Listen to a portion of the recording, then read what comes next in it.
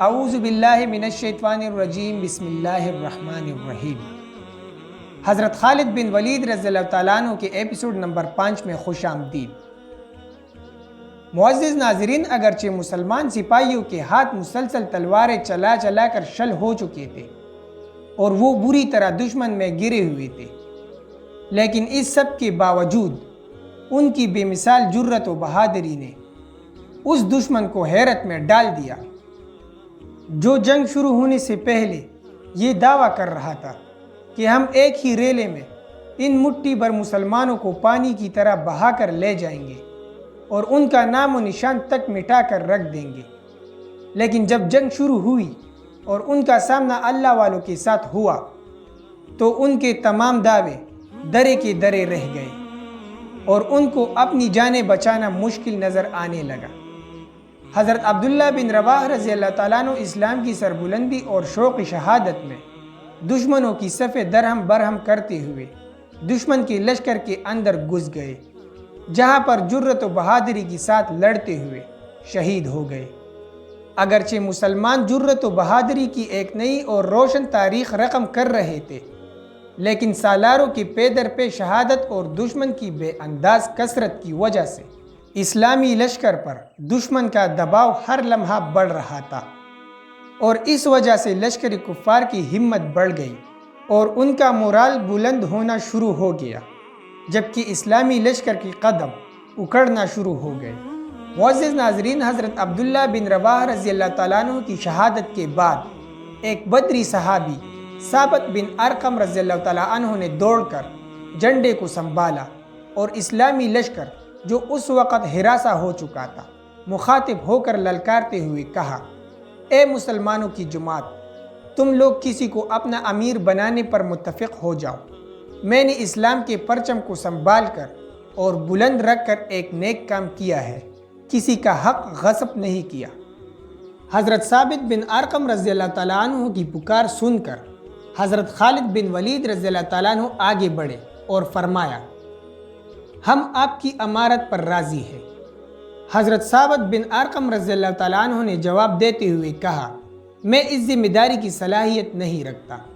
چنانچہ تمام سرکردہ حضرات حضرت خالد بن ولید رضی اللہ تعالیٰ عنہ کی امارت اور قیادت پر متفق ہو گئے اور حضرت خالد بن ولید رضی اللہ تعالیٰ عنہ کو امیر اور سپہ سالار مان لیا۔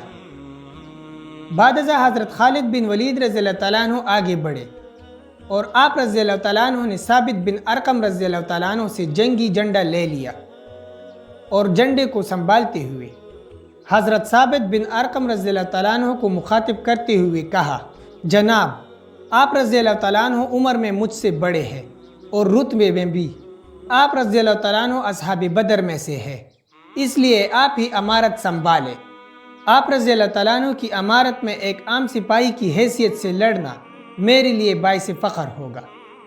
حضرت خالد بن ولید رضی اللہ تعالیٰ عنہ کی باتیں سن کر حضرت ثابت بن ارقم رضی اللہ تعالیٰ عنہ نے جواب دیتے ہوئے کہا، یہ سب ٹھیک ہے، مگر فنون حرب و ضرب میں مہارت تمہارا ہی خاصا ہے۔ اگر سچ پوچھوں تو میں نے جلدی سے یہ جھنڈا تمہیں ہی دینے کے لیے اٹھایا تھا۔ جب حضرت خالد بن ولید رضی اللہ تعالیٰ عنہ نے لشکر کی کمان سنبھالی تو اس وقت اسلامی لشکر شکست کے قریب پہنچ چکا تھا اور مجاہدین کے قدم اکھڑنا شروع ہو گئے تھے۔ چنانچہ حالات کی نزاکت کو دیکھتے ہوئے ایک صحابی قتیبہ بن عامر رضی اللہ تعالیٰ عنہ کو آپ نے فرمایا کہ وہ کسی بلند جگہ پر کھڑے ہو کر مجاہدین کو مخاطب کر کے ان کے خون کو گرمائے۔ معزز ناظرین، حضرت قتیبہ بن عامر رضی اللہ تعالیٰ عنہ سپاہی ہونے کے ساتھ ساتھ شعلہ بیان مقرر بھی تھے۔ چنانچہ حضرت قتیبہ رضی اللہ تعالیٰ عنہ ایک اونچی جگہ پر کھڑے ہو کر لشکر اسلام کو مخاطب کر کے فرمانے لگے کہ اے ایمان والو، تم لوگ موت سے ڈر کر میدان چھوڑنا چاہتے ہو، اللہ کی قسم جس کے قبضے میں میری جان ہے، موت سے کوئی بھاگ نہیں سکتا۔ تم جہاں بھی چلے جاؤ، موت تو آ کر ہی رہے گی، اور پھر بھی ہم سب کو کامل یقین ہے کہ موت سے کہیں بھی فرار ممکن نہیں ہے۔